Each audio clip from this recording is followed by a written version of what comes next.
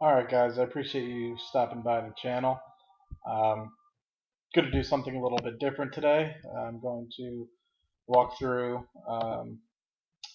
my dividend portfolio, or just my regular investment portfolio, and um, talk a little bit about it, see how far I've come since 2013, um, and see if you guys have any suggestions or gain any comments or ideas, or at least start a conversation with some of you guys that may be watching the video. So I will get started here, and let's discuss just about some of the journeys or some of the things that I've learned beginning my journey. So I started back in 2013. That's when I started working full time after an internship in 2012. I had some minor money invested in an individual brokerage account, which I believe was San Juan Trust, Property Trust, but I don't remember 100%. Anyway, 2013, I gained a grand total of 85 cents in dividends. And then in 2014 time frame, I figured I would give it more of a go. And then I started investing in an IRA as well as an individual brokerage account. Started getting involved in computer shares. Really started to look into what type of ways I can invest and get this dividend income starting. Like I said, didn't really get too much steam going, but if you look out on a percentage basis, huge uptick, over uh, 30 times or whatever that is, 300 times more than the year before. So I ended up with just over 20 bucks a month in dividend income. And then if you look at it the year after, so 2 years ago, 2015, even more so, I doubled my IRA income, almost quadrupled my individual brokerage account income, almost quadrupled my computer shares income, and then I also got share value package from work, meaning I got some shares through bonus structure in 2015 time frame. 2015, I ended out the year in just under $1,200, so just under $100 per month. That was an increase of about $76 a month from 2014. Then going through 2016, once again, almost doubled my individual brokerage account. Almost remained flat with my IRA. That was with some dividend cuts and maybe some selling out of some other items. My computer shares, just under 100%. It's closer to 80% increase. And then my share value package, I got 4 quarters rather than just the 3 quarters that I got in 2016. And then I also started something from ShareRunner in 2015. It's a small thing by Wells Fargo, but I lost the login information, so it's kind of just sitting there, slowly picking up some steam. But like I said, it's not anything too large. Got about $170 a month in dividends in 2016. And so then that brings me to my 2017 predictions, and approximately what I've gotten through middle of February time frame. So 2016 predictions kind of take into account everything that was invested in at the end of 2016. So pending no cuts, dividend cuts or dividend increases, or me investing more capital into any of these accounts, should get around $200. So I think, or at least fingers crossed, I hope I end up with more than $200 per month. I'm aiming more so towards $2,800 a year for the year. So that'll put me just maybe $225 for every month. But like I said, this 200 might be a little conservative. Of course, if shit hits the fan, excuse my language, but if shit hits the fan and people start cutting their dividends, obviously this will go down. But I intend to invest more capital this year, so hopefully that will go up.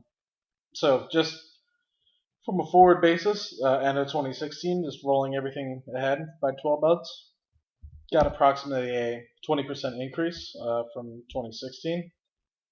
So I'm hoping to get that to a 30 to 40% range. Obviously, if I get 20% increase per year, I mean that would be optimal. But as I get a larger and larger capital portfolio, I assume it'll be harder and harder to move the dial. But definitely would be aiming for 20 to 30%, at least in 2017. I would be extremely happy with 30%, but if it ends up being 25, 30%, you know, can't really complain about that as long as it's going up. So I guess just keeping track of all my dividends. Like I have 2015 in here, every single dividend that I've received. I have 2016. And then I have 2017, which is just almost a copy and paste of 2016, just organized a little bit better. And obviously, go through and try to, once I actually receive the dividends, go in and actually fill them out. But one thing I wanted to keep, or at least focus on, I have multiple monthly dividend stocks like Stag, and oops, I think I actually messed this up earlier. Crap. Maybe I just did that. Anyway. Oh, okay. It's fixing that. Anyway, so I have multiple monthly dividend stocks, Stag, Industrial, and Realty Income Corp included.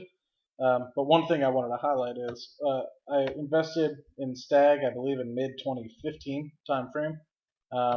And so I think I originally invested about 100 shares off the bat, and I think it was paying about 11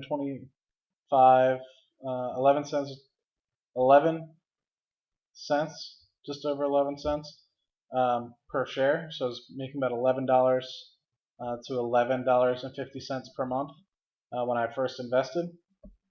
But just using January 16 as a baseline, you can see just from January 16 to February of 2017, the dividend income that I received from Stag Industrial through dividend increases and just reinvesting back into Stag. No additional capital has been invested, but only the reinvested dividends. I now receive $12.98 per month, so I assume I'll hit above $13 per month in dividend income from Stag Industrial in March timeframe. But you think about it, just over a year's time, I've increased my dividend income without actually increasing the capital allocation towards it, other than the reinvested dividends. So obviously, this $11 gets reinvested, and if you do this $11, and essentially you take the 6% that it would give you per year, you're making another 72 cents per year. And so then if you divide that by 12, you get another 6 cents every single month that you're invested into it. And that's not including any dividend increases. That's just reinvested dividends. So obviously, if you were to, raise your dividend, you would obviously get more. So that's something to keep in mind. But yeah, so just wanted to give you guys a brief look into my path so far, and really just open the door, see if you guys have any suggestions. I'd love to hear from you guys and what type of stocks you invest in and what type of mindset you have, whether it's capital preservation, whether it's growth stocks, whether it's dividend accumulation. I'd really like to hear from you guys and where you are in your journey, whether it's you're just starting off or whether you are in retirement and you're actually paying your expenses with your dividends, which is my ultimate goal. I'd really love to hear from you guys in the comments below. So feel free to reach out, and I look forward to hearing from you. Have a good night.